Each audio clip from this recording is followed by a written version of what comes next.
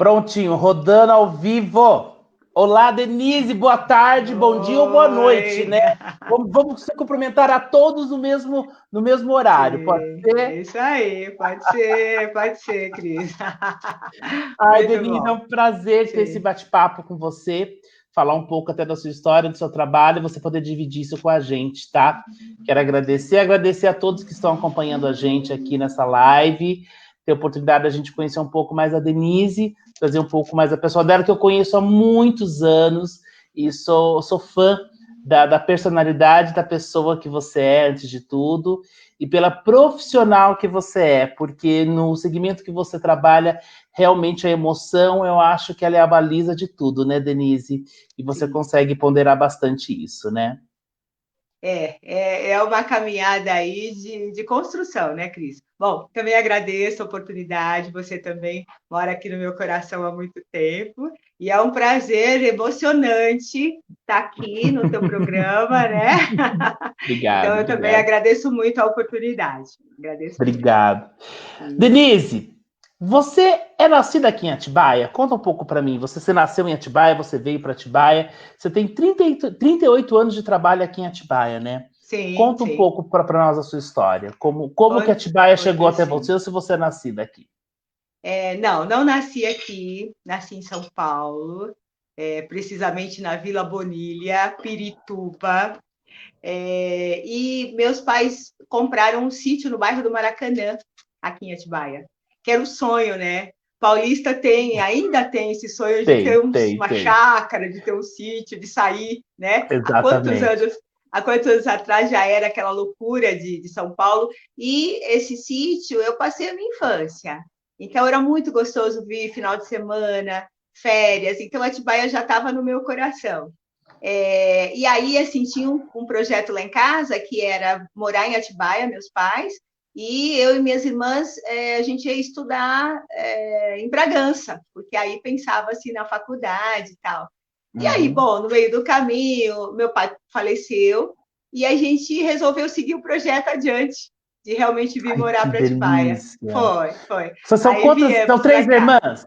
Três irmãs? Sim, são duas, eu mais duas irmãs e um irmão que já faleceu também. Nós somos em quatro filhos, Quatro é, filhos. da dona Cida do seu Mauro Evangelista. Ai, que delícia. Sim, e aí chegamos aqui, eu cheguei em Atibaia, tinha um trabalho, meu primeiro trabalho lá em Atibaia foi como funcionária pública, e aí vim para cá, larguei tudo lá e vim para cá. E cá estou até hoje.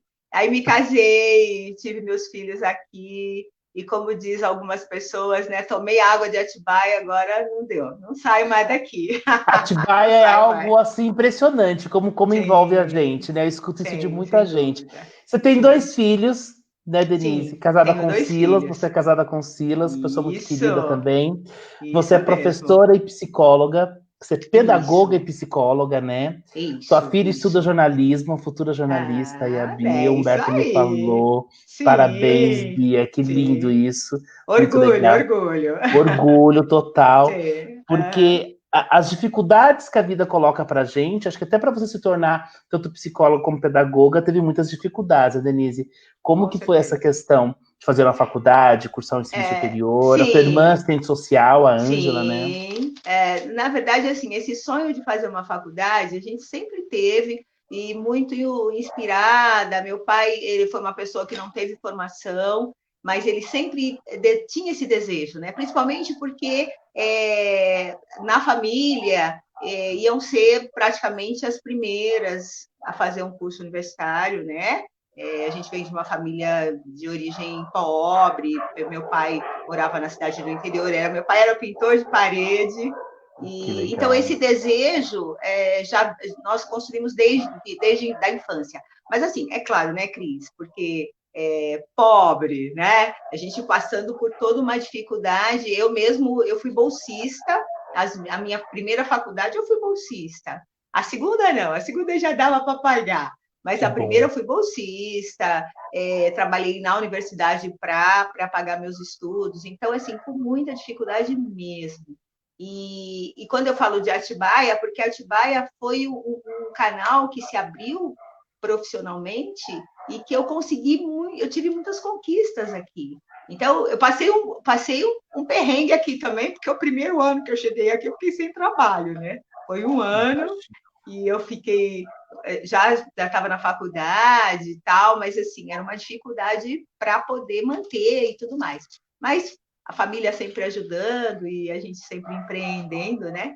E acabei conseguindo, sim. Mas, claro, com muita dificuldade, mas sem perder nunca o entusiasmo e a vontade de chegar lá. Isso eu tenho comigo até hoje. E acho que isso a gente tem que ter com a gente, né, Denise? Porque a vida, em momento nenhum, falaram que ia ser fácil, né? Uhum, E ela põe as uhum. dificuldades para a gente superar e crescer como pessoa também, né, Denise? Sem dúvida, sem dúvida. Eu agradeço todos os dias. Eu conto para os meus filhos, conto para a Bia, né, que eu comia na faculdade, era pipoca, era o nosso jantar. Nossa, porque a gente dividia uma pipoca, às vezes em dois, três, e estava tudo muito bom, né? Momentos difíceis, mas que me fizeram crescer demais e aprender muito. Então, foi uma trajetória com dificuldade, mas muito boa, muito boa. E como foi sua trajetória profissional em Atibaia, tanto quanto pedagoga como psicóloga, Denise? Ok, chegando aqui, como eu vim, né? Eu vim de um trabalho no serviço público e eu tinha começado uma faculdade lá em São Paulo, que não era bem o que eu queria, né? Minha primeira faculdade foi ciências. E aí, quando eu cheguei aqui, que eu comecei a sentir bem o que eu queria, né? Então, a minha irmã já estava engrenada na assistência social, serviço social, e eu sempre me espelhei muito na Ângela. Eu assim, sempre gostei do jeito dela também, de fazer as coisas, enfim. E aí fui fazer uma faculdade, comecei a faculdade de psicologia, mas sem trabalho era muito complicado. Então, eu fui buscar a área que eu conhecia um pouco, que era escola.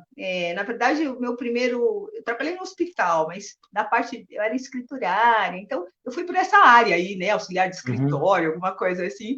E consegui um trabalho. Meu primeiro trabalho aqui foi no Externato São José, que eu fui dentro de uma escola. Aí pronto, aí que eu me encantei mesmo. Aí eu achava tudo muito lindo, né? A escola, aquele movimento de alunos.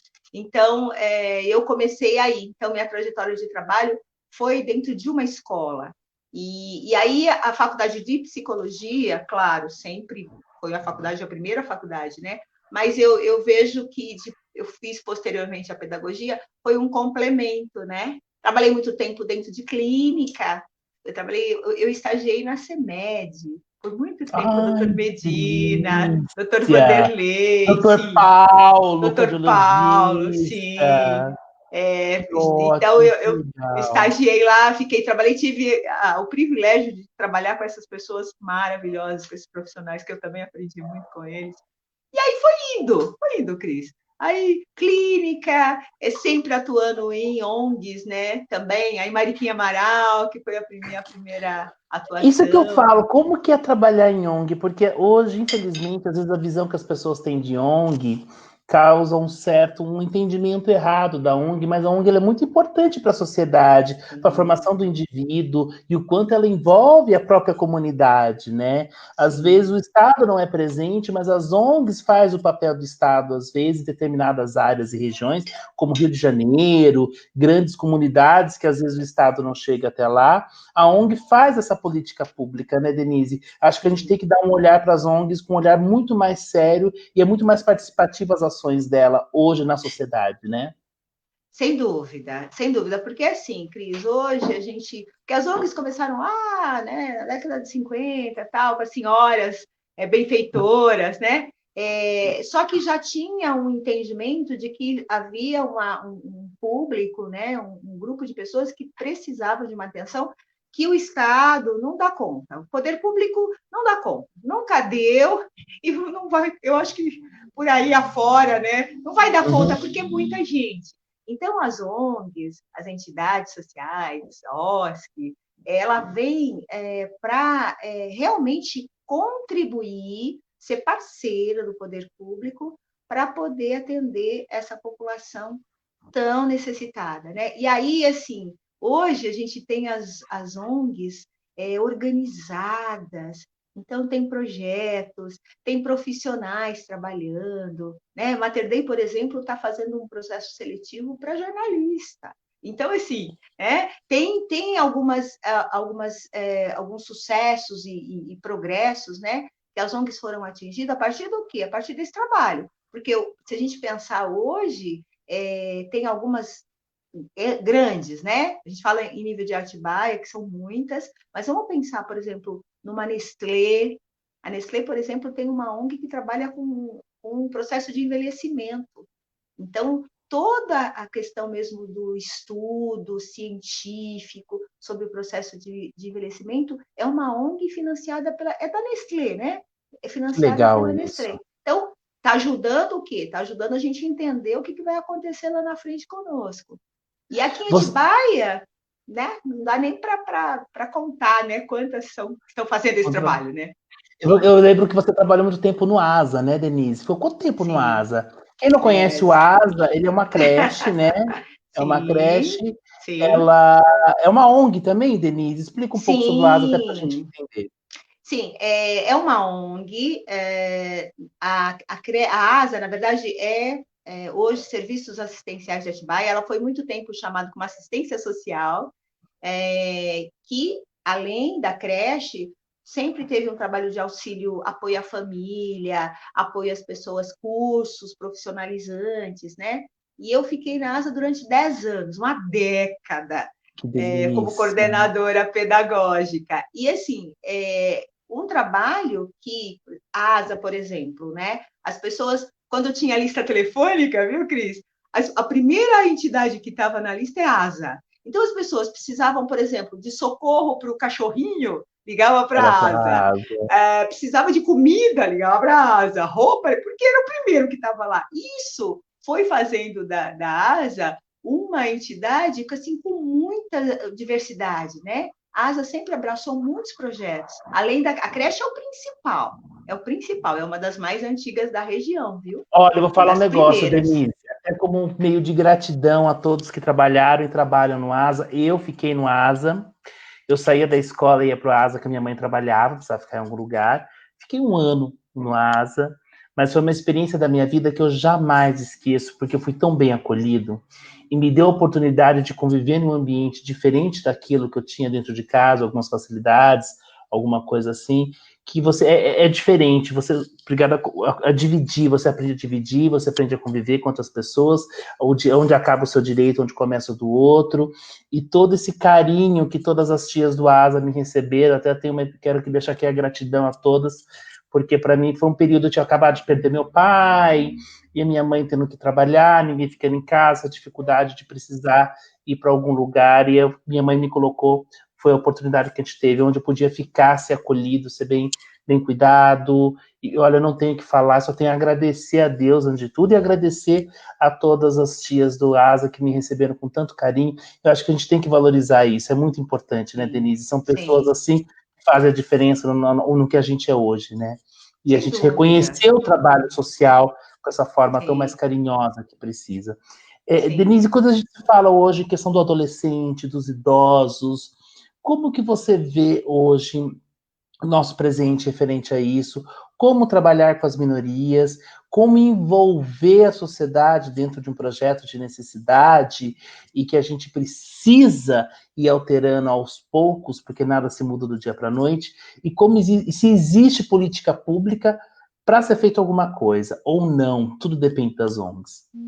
Tá. Existe algumas coisas, alguns trabalhos que são desenvolvidos em parceria, Cris. Sempre em parceria, porque assim, o poder público tem as secretarias que são responsáveis aí, a Secretaria de Ação e Promoção Social, ela é responsável por todo esse direcionamento, os CRAS, CREAS, né, os projetos, mas tudo que se faz dentro da área social é com parceria. E vamos regionalizar, falar de Atibaia, né?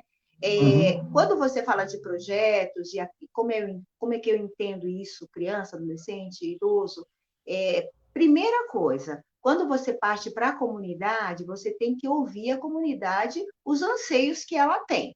Porque, assim, já teve momentos em que foi criado projetos maravilhosos, por exemplo, projeto de capoeira, projeto de artesanato, coisas bonitas, mas assim, levado para uma região que não era a necessidade da região.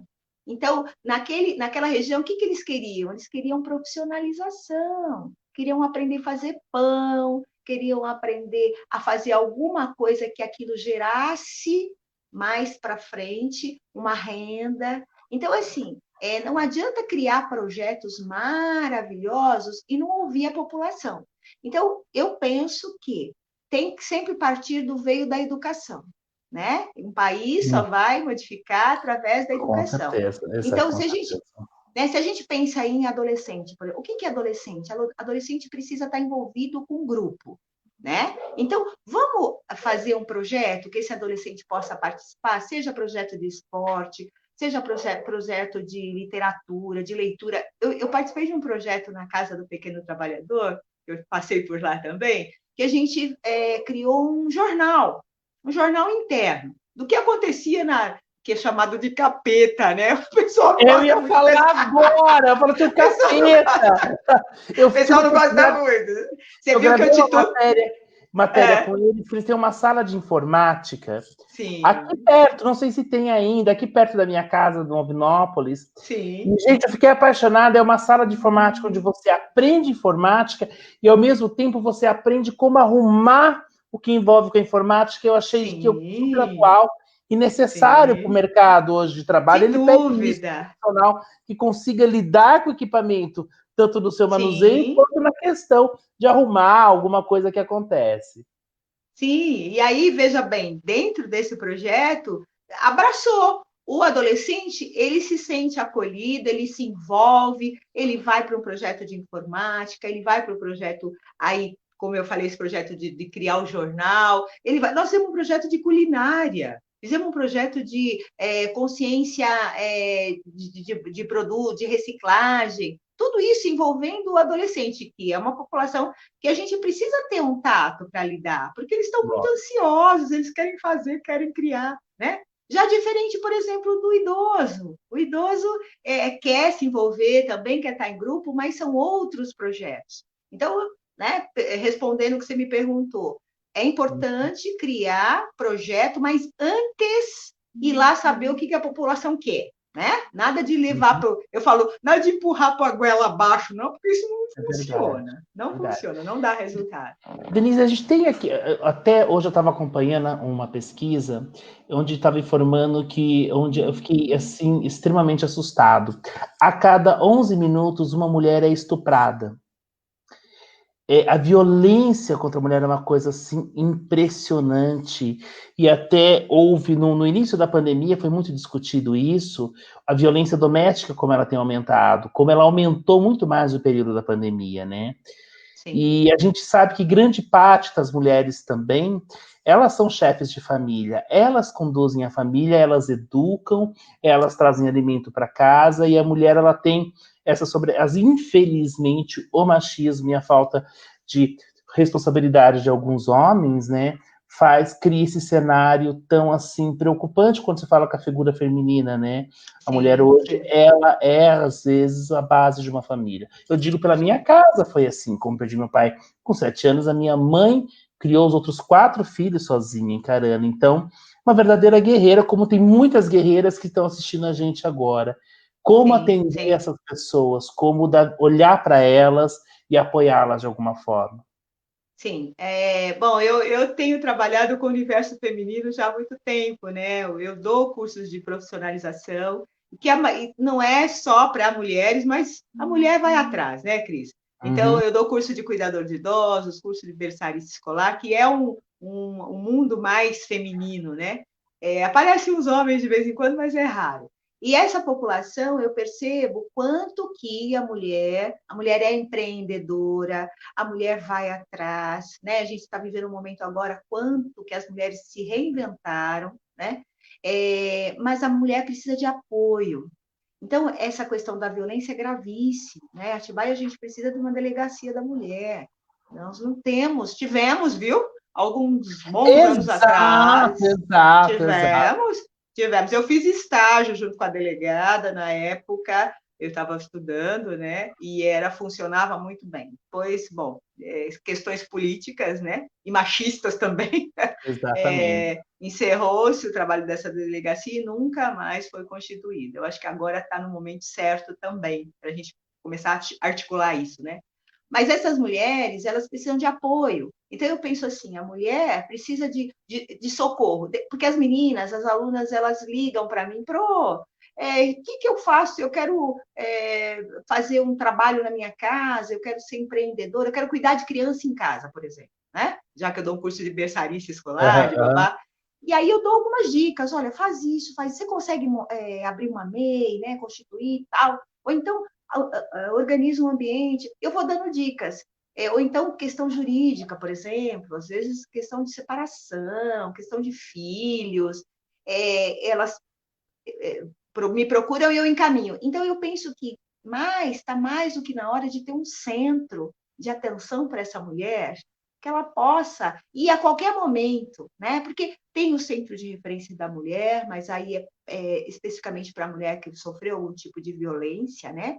E eu digo um centro para a mulher buscar em qualquer situação, antes dela ser violentada. Porque se ela estiver empoderada, autoestima elevada, ninguém segura essa mulher, Cris. Ninguém segura. Verdade. Porque, Falou não tudo é? mesmo. Aí ela vai estudar, ela vai fazer curso, ela vai se emancipar, vai ganhar dinheiro, vai criar os filhos e vai ser feliz, né? Então, eu penso que é por aí. Você está participando do pleito municipal deste ano, né, Denise? Você é uma das candidatas a vereadora. E a gente fala o que a gente escuta. Qual que é a função do vereador? A função do vereador é fiscalizar o prefeito, usando palavras simples, de forma bem didática, até para todo mundo poder se apropriar do assunto. É isso o papel do vereador, Denise? O vereador ele pode ter uma participação um pouco melhor nisso tudo? Não, isso é bem simplista, né, Cris? Exato. O vereador, ele, acima de tudo, ele é a voz da população, né? Então, o vereador, ele tem que estar atento de tudo que está acontecendo no município, todas as questões, onde que estão as dificuldades, as queixas, porque aí sim ele vai elaborar projetos de lei, ele vai estudar formas, né, junto com o executivo, ele vai colaborar para que as ações aconteçam de fato, né? Para que vire, por exemplo, uma política pública, a gente está falando de ações de adolescentes, idosos, crianças, enfim, mulheres, para que vire política pública. Só que o vereador ele tem que estar engajado. Eu acho que assim, não dá mais para ser vereador dentro de gabinete, né? Não dá. Exato. Eu acho que tem que estar na rua, tem que estar ouvindo as pessoas, tem que saber o que a população anseia, né? E, acima de tudo, ter direcionamento. Porque, é claro, cada um tem uma habilidade, né? Eu estou aqui falando de pessoas, de gente, que é o que eu gosto, com certeza é isso que eu sei fazer melhor, né? Mas isso não quer dizer que eu não vá me inteirar também de outros tantos assuntos que fazem parte de uma cidade, do funcionamento de uma cidade, e como a gente pode transformar para que as pessoas vivam com dignidade. Eu acho que esse é o anseio, né? Porque a gente até dá esse destaque. Hoje nós temos uma mulher na Câmara Municipal de Atibaia. Credo, Cris, está sendo feminista, por que você tem que ter tanto? Porque essa história é necessário, a gente tem que ser balanceado. Já foi comprovado que a mulher ela ganha menos. Pela mesma função dentro de uma empresa, a mulher ganha menos que um homem. As oportunidades, às vezes, são maiores para um homem. E na política já tem que ser mudado isso, entendeu? Nós tivemos uma presidente, mulher, somente. A primeira presidente da Câmara Municipal de Atibaia foi a Roberta, no ano passado, se não me engano, retrasado. Peço desculpa se eu não estou sendo correto nesse sentido. Mas a participação da mulher na política, né? Você acha que isso está mudando, Denise? Está mudando a cabeça das pessoas referente à política, o que é política, como funciona a política? Você acha que o brasileiro em si está começando a enxergar a política de uma forma um pouco mais diferenciada, não daquela forma toma lá e dá cá, formas que a gente sempre esteve habituado por não acreditar na política. O que você pode falar que convença aquela pessoa que não acredita na política que a mudança começa por aí, começa por nós, elegendo pessoas que nos representem realmente, né? Sim. Bom, Cris, eu tenho falado isso, eu falo do que eu acredito, né?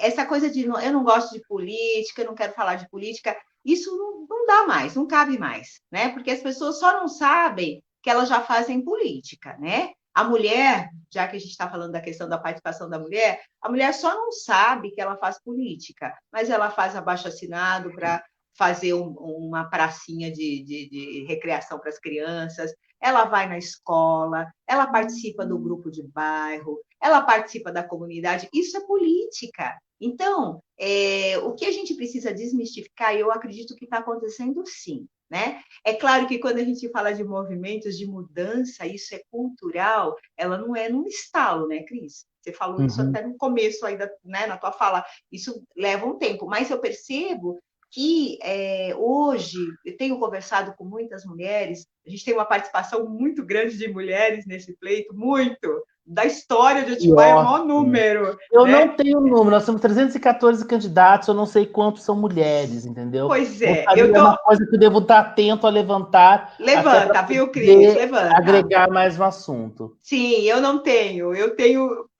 juntado algumas coisas, mas também preciso ter esse dado, porque para mim é importante. Mas, assim, eu vejo que esses grupos, eu falo muito dentro de sala de aula, né? Sala professor tem esse poder, né? Eu sempre falo, vamos participar, vamos fazer parte, porque não adianta você ficar falando mal do lado de cá. A decisão de participação, a minha foi essa. Eu cansei de ficar do lado de cá, eu quero estar lá e ver o que eu consigo fazer, acredito, né? O que eu consigo fazer. Então, assim, está mudando sim, as pessoas estão um pouco mais conscientes, a gente está vivendo um momento que é um momento atípico, né? Então, Uhum. essa pandemia, esse momento estranho para todo mundo, também fez com que as pessoas parassem um pouco mais para pensar, para refletir. Então, eu vejo essa mudança acontecer. Eu acho que nós vamos ter muita surpresa nessa eleição. Eu estou sentindo que vai ter muita surpresa, mas para melhor, sabe? Boas surpresas. Então, Que eu acho que ótimo, as pessoas estão mudando, sim. Elas estão mais conscientes, né? Então, isso é sim. importante. Sim. Denise, quero agradecer esse bate-papo com você, antes de tudo a oportunidade de trazer um pouco a sua história aqui com a gente, trazer um pouco a sua imagem com uma pessoa tão querida que eu tenho tanto respeito, antes de tudo, que sempre me estendeu a mão, nos estendeu a mão nos nossos projetos, o meu e do Humberto, acho que só tenho a agradecer por tudo que você fez e faz por nós, como pessoas, antes de tudo, como ser humano. Muito obrigado, desejo sucesso nesse pleito para você, que dê tudo certo, e que as coisas aconteçam no momento certo, que este seja o seu momento. Obrigada, Cris. Nossa, eu que agradeço imensamente, gratidão. Estou feliz da vida por ter participado com você, por poder falar um pouco, né, do meu coração, falar da forma que eu sou. As pessoas que me conhecem sabem que é assim que eu sou mesmo. E desejo tudo de maravilhoso para essa Atibaia. Eu digo assim, eu quero retribuir para Atibaia aquilo que eu recebi há 40 e tantos anos atrás, quando eu cheguei aqui.